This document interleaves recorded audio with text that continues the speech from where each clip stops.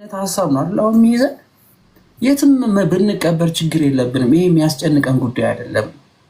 ይሄ ጉዳይ የሚያስጨንቅሽ ጉዳይ እንዳይሆን እግዚአብሔር አምላክ ጥምቀትን ሳትጠመቂ ሞት እንዳይቀድምሽ ያርግልሽ። ግን በማመንሽ በራሱ እግዚአብሔር አምላክ አምላክ ነው ጌታ ነው ብለሽ ማመንሽ በራሱ የዘላለም ሕይወት እንድታገኝ ያርጎሻል። ይሄ አሁን የሚሞተው ስጋ ይሄ የኛ ስጋ አፈር የሚበላው በዳግም ምጽአት ጊዜ ክርስቶስ ሲመጣ የሚነሳ ይሄ ጨለማን ድል የሚነሳ የዘላለም ሕይወት ያለው ሆኖ ስለሚነሳ የትም ብንቀበል ለእኛ ምናችንም አይደለም። ስለዚህ ይሄ ጭንቀት እንዳይሆንብሽ እሺ። ነገር ግን አሁን አንቺ ትምህርት እየተማርሽ የእግዚአብሔርን ቃል እያወቅሽ እየተቀበልሽ መንገዱን የጀመርሽ ስለሆነ ስለዚህ አሁን የንስሐ አባት እንይዛለን። የንስሐ አባት ማለት እኛ ትምህርት ሚዩት አድርጊ እባክሽ፣ ሚዩት አድርጓት ወይ አድርጊ እሺ። ስለዚህ የምትማሪውን ትምህርት እግዚአብሔር አምላክ ይግለጽልሽ።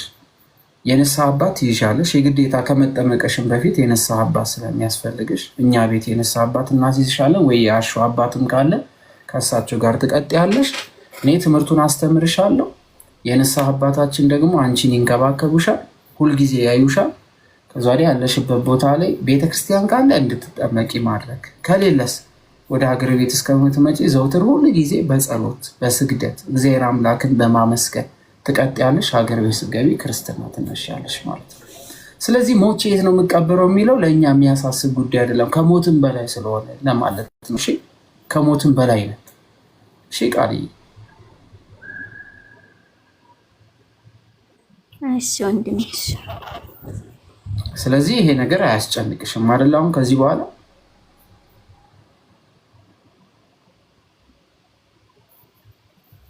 አይደል? ከዚህ በኋላ ሞቼ የት ነው የምቀበረው የሚለው አያሳስብሽም። አትቅበሩኝ ብታያቸው በእስልምና አሁን ሶላት ይሰገድባቸዋል ምናምን፣ በክርስትና ግን ሰው ሲሞት ምን እንደሚደረግ አላውቅም። እና ለዛ ዛሬ ቁጭ ብዬ ሳስብ ነበር። ቆይ እጠይቃቸዋለሁ እያልኩ ነበር። ለዛ ነው የሰው ልጅ ሲሞት ይኸውልሽ፣ ሰው ሲሞት ልክ ሰው ይሞታል አይደለ? ከእግዚአብሔር ጋር ከኖረ ሞቱ መንገዱ ነው። በእኛ በክርስትና እምነት የአንድ ክርስቲያን ሞት የዘላለም ሕይወት መንገድ መጀመሪያ ነው። ከዚህ በኋላ በትንሣኤ ጊዜ ከእግዚአብሔር ጋር ለመኖር ይሄ የሚበሰብሰው ስጋ የማይበሰብሰው ነው ይነሳል። የትም ይውደቅ፣ አውሬም ይብላው። ጳውሎስ አስተምሮታል ይሄን ትምህርት። አውሬም ይብላው፣ አፈርም ይውሰደው፣ ውሃም ይውሰደው፣ በጦርነትም የሆነ ቦታ ይሙት፣ የሚቀብረው ሰው ይውጣ፣ የሆነ ማዘጋጃ ማምጥቶ የሆነ ቦታ ወስዶ ይቀበረው፣ አፈር ይንካው ብቻ። ያ ሰው ዳግም ሲነሳ ግን ከክርስቶስ ጋር ይሆናል። ትልቁ ነገር ምናችን ነው? በህይወት እስካለን ድረስ ከክርስቶስ ጋር አብሮ መኖራችን ነው ዋናው ነጥብ። ስለዚህ ከሞት በኋላ ላለው ህይወት ብዙ ምንጨነቅ አይደለም። ስጋ የት ይቀበራል የሚለው አያሳስበንም። ስጋ የትም ቦታ ሊቀበር ይችላል። የትም ቦታ ሀገር ውስጥም ላትቀበር ይችላለች። ምናልባት እኮ ኢሮፕ ላይ ብትሄጂ በእሳት ሊቃጠል ይችላል። ወይ ስደት ላይ በረሃ ላይ ጅብ ሊበላሽ ይችል ይሆናል ምናምን። ስለዚህ ለዚህ ስጋችን የምናስብበት ጉዳይ የለውም። የሚቀጥለው ትውልድ ላይ ግን ይህ ስጋ ከክርስቶስ ጋር አብሮ የነበረ አሁን በህይወት እያለን ክርስቶስን የወደድን ስለሆነ ዳግም በመምጣቱ ጊዜ ግን ድጋሜ እንደምነሳ ይናገር መጽሐፍ ቅዱስ። ምን ይላል መሰለሽ? ቃል 3 መለከት ይነፋል። 3 ጥሩምባ የሚመስል ነገር፣ መለከት ማለት ጥሩምባ የሚመስል ነገር አለ። የመጀመሪያው ሲነፋ አጥንት ከተለያየ ቦታ የወዳደቀም አጥንት እንኳን ካለ የአጥንት ይሰባሰባል። ልክ እንደዚህ መዋቅር ይሰራል ማለት ነው። የሆነ አጥንቶቻችን ጆይንቶቹ ይገጣጠማሉ። ሁለተኛው መለከት መልአክ ሲነፋው ጅማት ስጋን ይለብሳል። ይህ አጥንታችን አሁን ያለንን መልክ እንይዛለን። ሶስተኛ መለከት ሲነፋ ደግሞ ሶስተኛው መለከት ደግሞ ሲነፋ ደግሞ ምን እንሆናለን ማለት ነው? ሶስተኛው መለከት ሲነፋ ስጋችን ነፍስ ይዋሃዳል ማለት ነው። ልክ አሁን ያለ ማንነት የሚበልጥ የሚያምር ማንነት ይዘን እንነሳለን አምላክ ፊት ማለት ነው። ስለዚህ ከሞት በኋላ ክርስቲያኖች ብዙ ጊዜ መሞት የማይጨንቃቸው ለዚህ ነው። እቺ ተስፋችን ስለሆነች ማንም ሰው ልግደል ብሎ ቢመጣ ከፈለክ ግደለኝ፣ እኔ ክርስቶስን መውደዴን አተው ምለው። ቀይን ስጋ ሊገሉት ይችላሉ። ስጋ ነፍስን መግደል የሚችል ግን አምላክ ብቻ ነው። ነፍስ የምትሞተው ደግሞ ከአምላክ ስትለይ። ስለዚህ ሰው በነፍሱም በስጋው ለእግዚአብሔር ከተገዛ ይህ ስጋችን የትም ይቀመጥ፣ ግን እኛ የክርስቶስ ነን። ስለዚህ አንጨነቅም ማለት ነው። ራ ሆነሽ ተኝ፣ ፏ ብለሽ ተኝ። የት አባቱ የትም የፈለገበት ይቅበር፣ ምን አገባኝ። እኔ ግን የክርስቶስ ነኝ የሚለው ስሜት በራሱ እንዴት ሞቲቭ እንደሚያደርግ አየሽ አይደል? ደስ አይልም?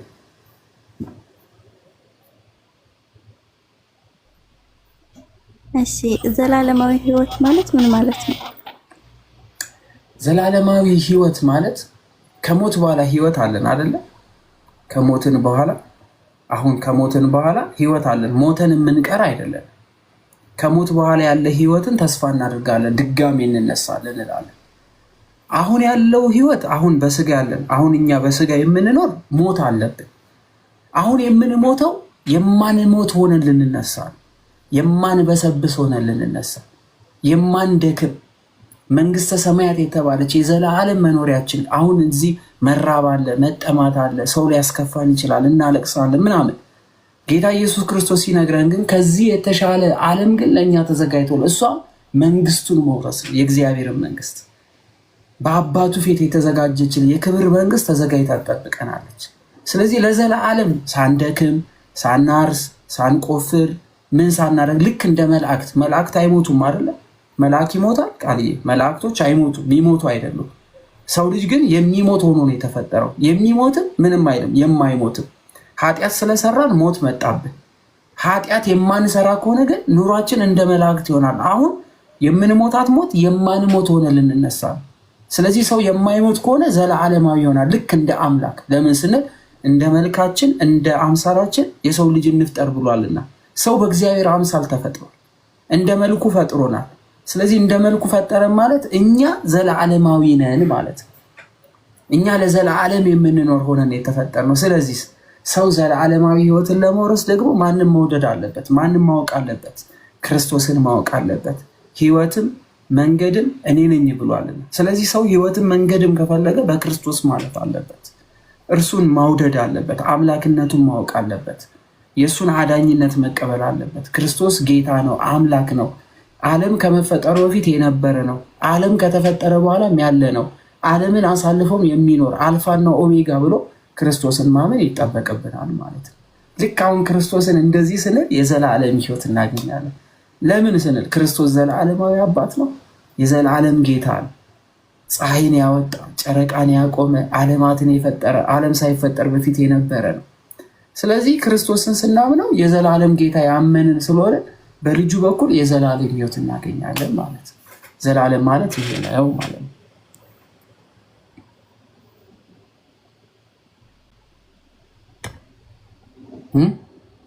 ግልጽ ነው።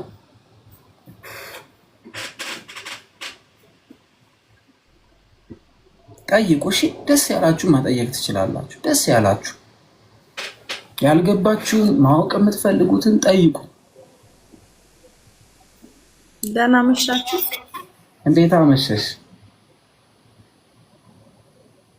ፈጣሪ ይመስገን አለሁ።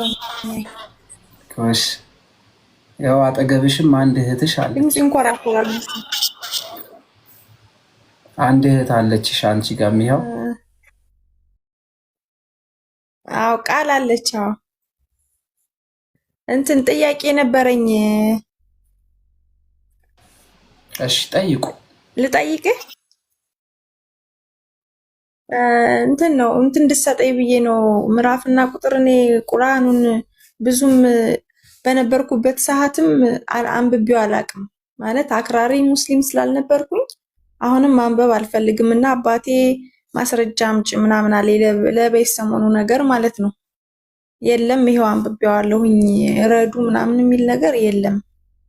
እና የኡስታዙ የራሱ የሸሁ የተናገረው የግል ችግሩ ነው እንጂ ኢስላም እንደዚህ ኃይልም ስላለኝ ምዕራፍና ቁጥርን ታውቀው ከእንትን ካለ እንድሰጠኝና እንድሰጠው ብዬ ነው። አውቆም ከሆነ ለአባቴ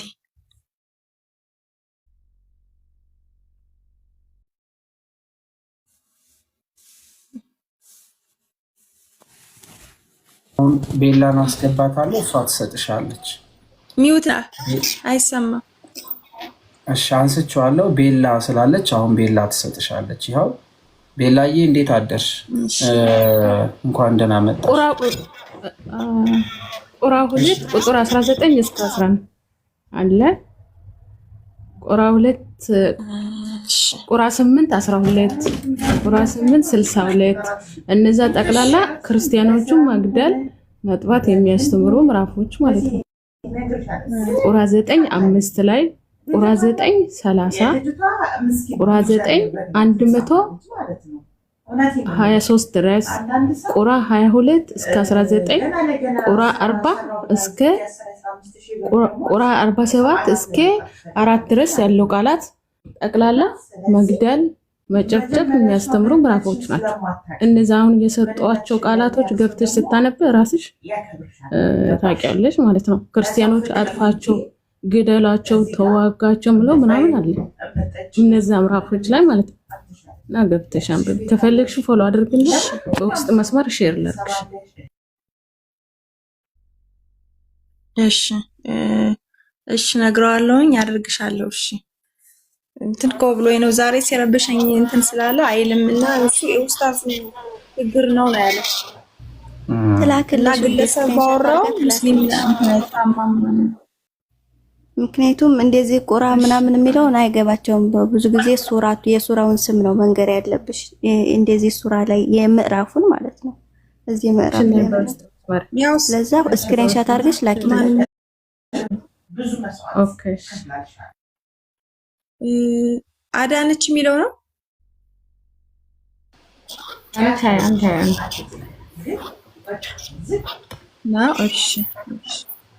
እሺ ያው ታላቄንም ከፍ አድርጌያለሁ። አዲ ጎበዝ አንበሳ፣ እግዚአብሔር አምላክ አሁንም ይግለጥልሽ። ጎሽ ጎሽ ጎሽ የኔ እህት። እሺ ቤላዬ ደግሞ በደንብ አድርጋ ትስጥሽ። እሷን ደግሞ በትልቁ ያረኳትን ደግሞ ጠይቂያትና እሷን በደንብ ታብራራላችሁ። ጎበዞች፣ እሺ ጎበዞች። ቤላ ቀጥይ። እሺ እንዴት አመሻችሁ? ታላቅ ማነው? አዳም ታናሽ ነው ማለት ነው። ይስተካከል። እንዴት አመሻችሁላችሁ? ሰላም ክርስቶስ ይብዛላችሁ። አዴ ሰጥቻት አዳነች የሰጥቻት ትክክል ነው። እሱ ላይ በሚገባ አለና አሪፍ የሚሆነው በእንትን ብንሰጥሽ ነው። በፒዲኤፍ ከምነግርሽ በቃሌ ማለት ነው። እንደዚህ ሱራ 2 ሱራቱ በቀራ 19 ላይ ሱራ 12 216 ላይ ሱራ 8 12 ላይ እየጻፍሹ ከሆነ ብዬ ነው። ሱራ 9 5 ሱራቱ ተውባ ይሄ የንስሐ ምዕራፍ የሚለው ማለት ነው። ሱራ 9 30 ላይ እዛ ደግሞ 123 ላይ በነገራችሁ ላይ ሱራ 9ን ሙሉ ማለት ይችላለሁ። ከአንድ ጀምራችሁ እስከ መጨረሻው ድረስ ስለ መጋደል ነው የሚያወራው። ማንን መጋደል? ካፊሮችን ወይም ደግሞ አህለል ኪታቦችን የመጽሐፉን ሰዎች ብሎ የሚያስቀምጣቸው አይሁድና ክርስቲያኖችን ነው የሚለው። ከዛ ደግሞ ሱራ 47 4 በጣም በጣም ብዙ ቦታ አለ። ሱራ 291 እና ፍቅር ብዬ ልጥራሽ ስምሽ ፍቅር ጸሐፊውና ከፈለሽ እኔ እሷም ከላከችልሽ ካልሆነ እኔ እልክልሻለሁኝ። ሲቀጥል ከእስልምና የወጣ ሰው ራሱ ይገደል፣ ከእስልምና የወጣ ሰው ይገደል እንደሚል ሐዲሳትን ማስረጃ አለ። ይሄ የመሐመድ ትእዛዝ ነው። በነገራችን ላይ ከፍቼ ማሳየት እችላለሁ። ከእስልምና የወጣ ሰው መገደል እንዳለበት ማለት ነው። ኦኬ መገደል ብቻ ነው ስንል እንዴ እንዳሳያችሁ እና ሐዲሶች ሰውየው ከምን አንጻር ተናገረው ሲባል ከሐዲስ አንጻር ነው የተናገረው። በስትክክል ይሄ የመሐመድ ትእዛዝ ነው። አንድ ሰው ከእስልምና ለቆ ቢወጣ ግደሉት ነው የሚለው። አሁን በሸሪያው ሕግ ምንድን ነው የሚያደርጉት? የ3 ቀን ጊዜ ገደብ ነው የሚሰጣቸው እንዲመለሱ ማለት ነው። ያ ሰውዬ ምናልባት ጥያቄ ኖሮበት ይሆናል፣ ወይም ደግሞ ገንዘብ ፋይናንሻል እጥረት ሊኖር ይችላል፣ ወይም እምነቱ ላይ ጥርጣሬ የፈጠረበት ነገር ሊኖር ይችላል በሚል እሱ እንዲመለስለት ይደረጋል ማለት ነው። በ3 ቀን ጊዜ ገደብ ውስጥ ኢማጅን ሸሪያው የሚተገበርበት ሀገር። አይ አይደለም ይሄ ነገር ምንም የለኝም እኔ በቃ ምንም እስልምናን አልፈልግም ካለ ግን ቀጥታ ወደ ግድያ የሚሄዱት ማለት ነው። ቀጥታ ወደ ግድያ የሚሄዱት። ለዛ ነው እዛ ያያችሁት ቪዲዮ ላይ ምንድነው አድርጉ የሚለው? ስትገድሉ አገዳደላችሁ ምን አድርጉ? አሳምሩ የሚለው። ለምን? በእሳት ማቃጠል አይቻልም። በእስልምና ሰውን በእሳት ማቃጠል አይቻልም። ለምንድነው የማይቻለው? አላህ ነው እንደዛ የሚቀጣው። እኛ የምንችለው ምን ማድረግ ነው? ማረድ ነው፣ ወይም ቢሄድድ ብሎ ነው የሚያስቀምጠው ማለት ነው። ማረድ በእስልምና ሰው ሲገደል እንደዛ ነው። ግን ማቃጠል አይቻልም። ለዛ ነው በደንብ አድርጎ ሰውዬው ሲናገር እንደው በኋላ ላይ መጡ እነዚህ ኡስታዞች ምናምን አይደለም ለበግ ነው ምናምን አሉ እንጂ አይደለም። በቃ በሰው ልጅ ከእስልምና ሲወጣ ይሄንን ነገር እንዲያደርጉ ማለት ነው ካፊር ላይ እና ሙርተድ ላይ። ስለዚህ እነዚህን ከሆነ ማስረጃዎች አረኛ በደንብ እንትንሻለን ትሰጥሻለው ፍቅር። ኧረ እንደውም የሚገርምሽ እኮ ከዚህ ከተናገረው ኡስታዝ ጋር አባቴ በጣም ተቃራኒ ነው የሆነ። እኔ እንደዚህ አይነት ነገር አልቀበልም ምን ሆኖ ነው ብሎ ተቃወመው። ኢስላም እንደዚህ አይፈቅድም ብሎ በጣም ነው የተቃወመው። እንትን ያለ ያው አስተምሮቱን በደንብ አይረዳው እንዴት ያንብበው ምን እንደሆነ አልገባኝም። እኔ ተሳስተዋል ነው ያለ። እንዴት እንደዚህ ይላል? ኢስላም እንደዚህ አይልም። ክርስቲያን እናንተን ከጥንት ጀምረን ያደግንን እንዴት ነው ሰው የሚገደለው? ደግሞ እሱ የተረዳው አባቴ ልክ እኛ እንደገባን ነው። ቆራርጦ አይደለም ሙሉን አስደምጨው እንትን ብየዋለሁ አደመጠው እና ሊያስተባብሉ ደግሞ መልሶ የፈለጉትን እንደምን ይዋሻል አንድ ጊዜ ካፋ አምልጧል አይደለ ብሎ ተረድቶታል። ስለዚህ ወይ ይቅርታ መጠየቅ ነው እንጂ ደግሞ እንደዚህ ብሎ ነው የተረዳው። የሚገርምሽ አባቴ አይወድም እንደዚህ ያው አስተምሮቱን አልገባውም አይከተልም እንደዛ ነገር አይወድም። እንደ ኢስላም ደግሞ እንዴት ነው ያለ በቃ በዚህ አስደስቶኛል። ግን ምናልባት አቂዳሽ ምንድነው ፍቅር? አባትሽ አቂዳው ምንድነው? ሙስሊም ነው። ሙስሊም አይ ሙስሊም ሳይሆን አቂዳው አህባሽ ነው ዋህብያ ነው። ያው ስምን እንደዛ ነገር እሱ ዋህብያ አቂዳ የሚባል እኔ አላውቅም። ሙስሊም ነው ነው የሚል እሱ በቃ ሙስሊም ኢስላም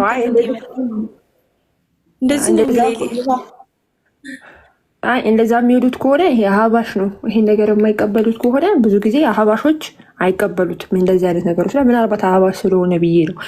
ዋህብያ ከሆነ ግን እኔ የአቡ ሀይደርንም ቪዲዮ ልሰጥ እችላለሁ። በነገራችን ላይ አቡ ሀይደር በስትክክል ላይፍ ላይ ሆኖ አቡ ሀይደር ኡስታዝ ነው ታውቂዋለሽ አይደለም ፍቅር? አባትሽ ከተቀበለው አቂዳቸው ከተለያየ ላይቀበል ይችላል እንጂ አይቀበለዋል ኡስታዙን ብሎ ካለ አቡ ሀይደር ቪዲዮ ላይፍ ላይ እንደዚህ ፈትዋ ሲሰጥ ብሎ ተናግሯል። አዎ አንድ ሰው ከእስልምና ለቆ ከወጣ ይገደላል በሸሪያው ህግ። አሁን በጣዖቶች ፍርድ ነው እንጂ የጣዖት ፍርድ የሚለው አሁን ያለው የመንግስትን ማለት ነው እሱ ነው እንጂ በሸሪያው ከሆነ አዎ ይገደላል ብሎ ቃል በቃል ተናግሯል። በስተክል ፈትዋ ሲሰጥ ማለት ነው። እሱ የሚቀበለች ከሆነ ኡስታዙ የሚቀበለው ከሆነ ቪዲዮ ልላክልሽ። እና እሱ ደግሞ ያለው እንትን ነው ምናልባት አሁን አንቺ እንዳልሽው የሚገሉ ከእስልምና የወጡ ነው የሚል እሱ ከሙስሊም ልክ ጴንጤ ለሚባሉት የወጡ እነዛ እንደዛ የሚያደርጉ አሉ። ውጭ ሀገር ነው ያሉ እዚህ መኖራቸውን አላውቅም አለኝ። እሱ የሚገሉ አጥፍቶ ጠፊ ነው የሚባሉ አለኝ። አጥፍቶ ጠፊ ነው የሚባሉ እነሱ ምናምን አለኝ። እንደዛ ብሎ አስረዳኝ እንጂ ኢስላም እንደዚህ አያደርግም የሰውየው ነው። እና እንደዛ እምነት የሚከተል አጥፍቶ ጠፊ ከሆነ አዎ ሊሆን ይችላል ምናምን ያለ እንጂ ኢስላም እንደዚህ አያደርግም ነው ያለኝ። እንግዲህ ኦኬ እንደሱ ያው ማስረጃውን ለመስጠት ነው እንጂ እኔ የለሁበትም። ዞሮ ግን አባቴን ለመንገር ለማስረዳት ያው የተቻለኝን ለማድረግ ነው እንጂ ዞሮ አባሽ ሆነ እስላም ሆነ እኔ የለሁበትም እዚህ ላይ እንትን ስለማለት ማለት ነው። ግን እሱን ለማስረዳት ከጠየቀኝ ደስ ብሎኝ ነው። እሺ አዎ እንደዛ ብለው የሚሉት ይኸውልሽ፣ እንደዛ ብለው የሚሉት አዎ አባትሽ ምናልባት በኢትዮጵያ እኮ አልተለመደም። ችግሩ እሱ ነው። አሁን ላይ ችግር የሆነው እሱ ነው። በኢትዮጵያ አህባሹም ሙስሊም ዋሃብያውም ተቀላቅሎ አንድ ላይ በሰላም በፍቅር አንድ አይደለ በቃ በስመ ሙስሊም ሁሉም እየኖረ ነው። ዋሃብያ ላጠፋው ነገር በስመ ሙስሊም ነው እየተነገረ ያለው። አህባሾችን ባይቀበሉትም ማለት ነው ባይቀበሉትም ለዛ ነው አባትሽ አቂዳ ውስጥ ብዬ ጠየቅኩሽ ማለት ነው።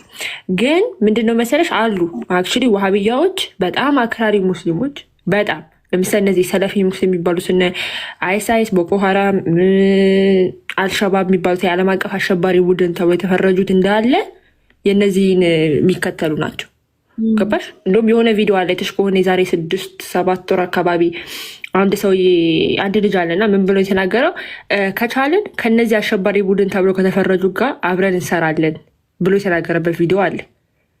በቃ ዋሃብያ ይሄን ያህል ነው የሚሰራው። ከአሸባሪ ብሎ ከተፈረጀ ቡድን የአላህን ህግ የአላህን ሸሪያ ለማምጣት ከፈለጉ ከነሱ ጋር እንኳን ለመስራት ወደኋላ አይሉ። በቃ ወደኋላ አይሉ። ጂሃድ ከማድረግ ወደኋላ አይሉ። ጂሃድ ታውቂያለሽ ፍቅር?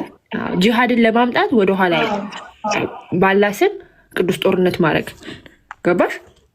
እሱን ለማድረግ ወደኋላ አይሉም ማለት ነው። ስለዚህ እነዛ የሚከተሉ ከሆነ እሱ የሚከተል ከሆነ እሱ የዋሃብያ ነው። ይሄ ቪዲዮውንም ላሳይ ይችላል። ይሄው ማስረጃውም ኢትዮጵያ ውስጥ ስለሌለ ነው ይሄ ህግ።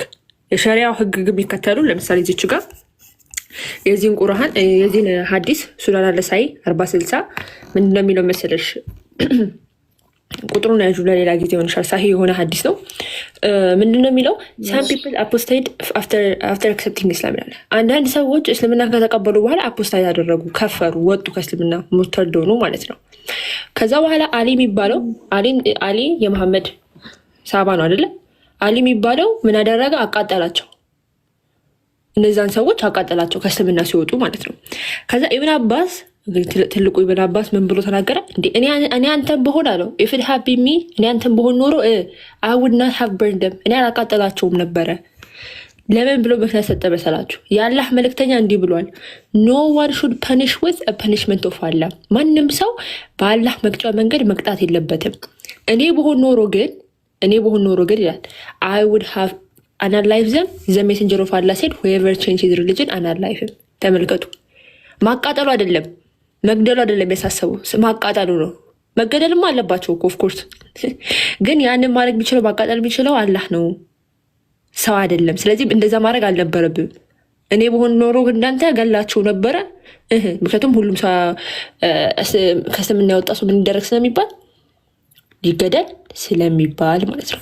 ይኸው አሁን ላይ ያሉ ሸሪያውንም መመልከት እንችላለን። ሸሪያውን ህግ ማለት ነው። ይሄ ሪሌሽንስ ዊዝ ትራቭል ከፍተን ማሳየት እንችላለን። ፕላስ ቱዛት ይኸው የተሰጡ ፈተዋዎችንም እነዚህ ሀዲስ ማብራሪያዎችንም ኢስላም ኪው&ኤ እስልምና የተጠይቀው የሚመለሱበት እዛ ዌብሳይት ላይ ገብቶ ማየት ይቻላል። አንድ ሰው ይኸው ሲወጣ አቡ ሀኒፋ እንደተናገሩት ከሆነ ሄድና ተመልከቱ። ኢት ኢዝ ሪኮመንድድ ቱ ግራንት ሂም 3 ዴይ ግሬስ ፔሪድ። አንድ ሰው ከእስልምና ሲወጣ ቢያንስ 3 ቀን የምህረት ጊዜ እንዲመለስ ቢሰጠው መልካም ነው። ጠየቀም አልጠየቀም፣ አልፈልግም አላለም። ኢት ኢዝ ናሬትድ ፍሮም አልሻፊ ማለት ከአራቱ ስኩል ኦፍ ቶቶች አንዱ ማለት ነው። ትልቅ ሙፈሲሮች ናቸው። ምን አለ? ኢማም መስ ግራንት ሂም 3 ዴይ ግሬስ ፔሪድ ኢትስ ናት ፐርሚሲብል ፎር ሂም ቱ አናላይፍ ሂም ቢፎር ዛት። ተመልከቱ፣ 3 ቀን የምህረት ጊዜ መስጠት አለበት። ሰውየው ጥያቄ ሊኖርበት ይችላል ምናምን ነገር ፈለገም አልፈለገም ግዴታ ነው። ከዛ በፊት መግደል አይቻልም። ምክንያቱም ይላል ይላችሁ ቢኮዝ ኢትስ አፖስታሲ ኦፍ ዘ ሙስሊም ኢትስ አውትዋርድሊ ቤዝድ ኦን ዳውትስ። አንዳንድ ጊዜ በውስጡ ጥርጣሬ ፈጥሮበት ሊሆን ይችላል አንዳንድ ነገሮች፣ ለዛም ስለሚሆን እንዲመለስ ሶ ኤ ፔሪድ ኢዝ ነሰሰሪ ፎር ሂም ቱ ሪፍሌክት። ለዛ ነገር ምላሽ እስኪሰጥ ድረስ መጠበቅ አለበት። ኤንድ ዊ ሃቭ ኤስቲሜትድ አት 3 ዴይስ። አልሻፊ ወይም ሻፊ ስኩል የሚባሉት ስንት ቀን ነው የወሰዱ? 3 ቀን። ዊ ሃቭ ዘ ስቴትመንት ኦፍ ጋድ ኦልማይቲ ዘን አናላይፍ ዘ ፖሊቲስት። ከዛ ገደሏቸው ዊዛውት ኤኒ ዲሌይ ያለማቆየት። ኤንድ ላይክዋይዝ ዘ ስቴትመንት ኦፍ ዘ ፕሮፌት ፒስ ኤንድ ብሌሲንግ ቢ አፖን ሂም ሁኤቨር ቼንጅ ሂዝ ሪሊጅን አናላይፍም። ከዛ በኋላ ግን አታቆዩቸው። ምን አድርጓቸው? አልመለስም ካሉ ገደሏቸው። ምክንያቱም ማንም ሰው ከእስልምና ከወጣ ምን አድርጉ ስለሚል ገደሉ ብሎ ነብዩ ስለተናገረ ብለው ያስቀምጣሉ ማለት ነው። ይሄ ህግ ኢትዮጵያ ውስጥ አለ? እስካሁን የለም። እስካሁን የለም፣ ግን ይሄ በሸሪያው ያለ ዓለም አቀፍ ህግ ነው ማለት ነው። ሸሪያው የሚከተሉ ሲሆን በጣም እናመሰግናለን ቤላዬ። ሌላው ሰሞኑ ሲዘዋወር የነበረውን ነገርም እህታችን አይተሽ ከነበረ ሰው መብላት ይቻላል አይቻልም የሚባል ነገር ሲወራ ነበር እና ፋዘር ያውቋል ይሄን ጉዳይ? ሰው መብላት ይቻላል አይቻልም? እሱንም ሙስሊም ይሁን እንጂ እንደዚህ አይነት ነገር ላይ የለበትም እንትን አይልም። ማለትም ሙስሊምና ክርስቲያና ፍቅራዊ ሁነን ያደግንነን፣ ሌላው እምነት አሁን የመጣ እኛንን እኛ ደግሞ ተከባብረን መኖር አለብን ከሚለው ወገን ነው ያለሱ እንጂ በመገዳል በምን እንትን አይልም። ቁርአኑ ቢል ያው ዝም ብሎ ታግድ የሚቀረው ሰሜን አካባቢ ናችሁ እናንተ?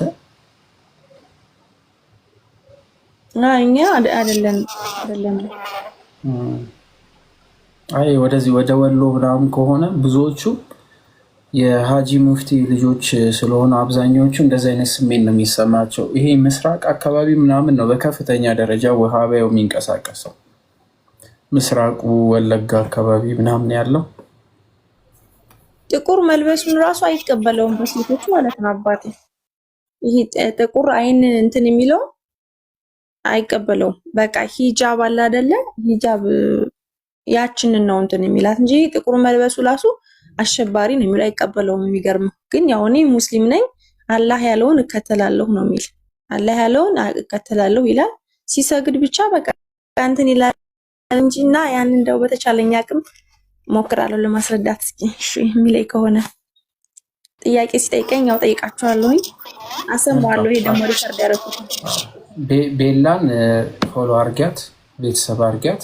ቤላዬ ቃልና መልካም ቃልና እህታችን እየተማሩ ነው ያሉት። ሌሎችም የሚማሩ ሰዎች ካሉ ከነገ ጀምሮ ምን አድርጌያለሁ መሰለሽ ቤላ፣ እዚሁ ላይቭ ላይ እነሱ ከሌላ ቦታ የመጡ ልጆችን ብቻ ገስት ላይ አስገብተን ሌሎቻችን ከስር ሆነን ልክ ከምሽቱ 1 ሰዓት ጀምሮ ትምህርት አስተምሬ ልክ ወንጌል ከጨረስኩ በኋላ ቢያንስ 30 ደቂቃ የምትሆን ሚስጥረ ስላሴ ምናምን እያለን ሁሉንም ድጋሜ እየደጋገምኩ እንዳስተምራቸው ከነገ ጀምሮ ጀምራለሁ ብያለሁ። ለምታውቂያቸው እናንተ ጋር ያሉ ልጆች ካሉ ምናምን ጆይን እንዲሉ አድርጓቸውና ትምህርቱን እንዲከታተሉ እናርጋቸው። እሺ፣ ሰላማችሁ ይብዛልኝ።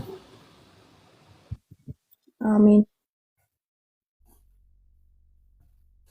እሺ፣ በጣም ጥሩ ሀሳብ አዳምሻሽ። እሺ፣ እግዚአብሔር ይስጥልን። እንግዲህ ያው የነገ ሰው ይበለን። ቤላዬ አሁን ነው መሰለኝ የምትቀጥሉት እናንተ። አሁን ነው ከእንቅልፍሽ የተነሳሽው? እናንተ ደግሞ እንግዲህ ክፈቱ፣ እኛ ደግሞ ወደ እንቅልፍ እንሄድ።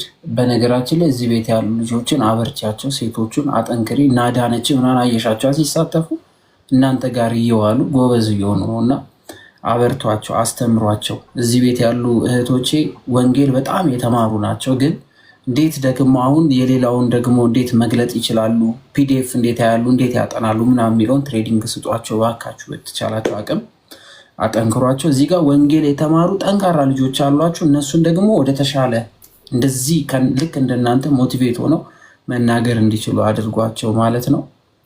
ያው አደራ ሰጥሻለሁ ቤላ።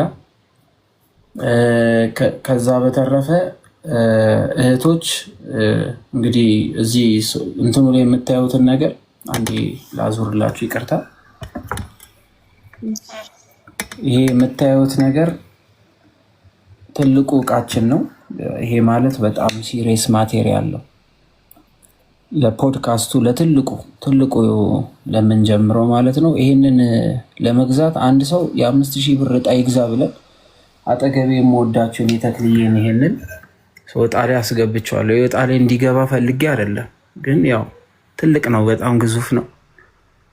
ወጣ የደረሰው ይሄ ውሰድ ብለን ግን እቺን እቃ ለማምጣት እቺ እቃ ማለት ትልቅ የሚዲያ አቅም ያላት ናት። ስትሪመር ናት።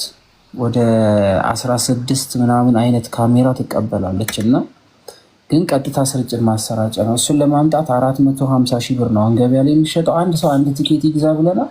ያልሰማችሁ ካላችሁ ግሩፓችን ላይ ጆይን በሉ፣ ማገዝ ትችላላችሁ ለማለት ነው። እሺ፣ እንደው እጣ የተባለው ኖርማል ለማገዝ ያህል እንደው እጣ ነው የቆረጥኩት ምናምን ለሚለውን ነገር ለማድረግ ብቻ ብለን ነው።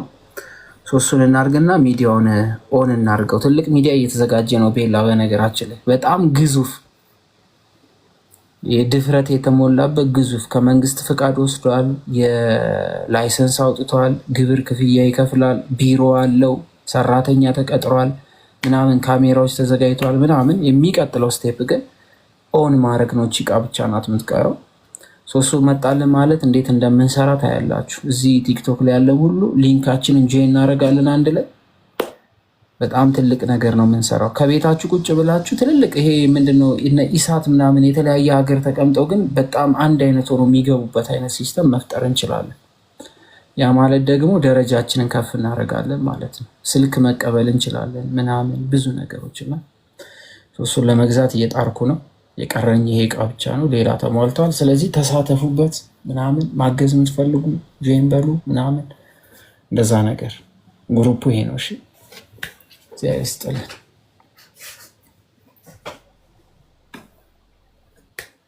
እሺ ሰማለው አዳም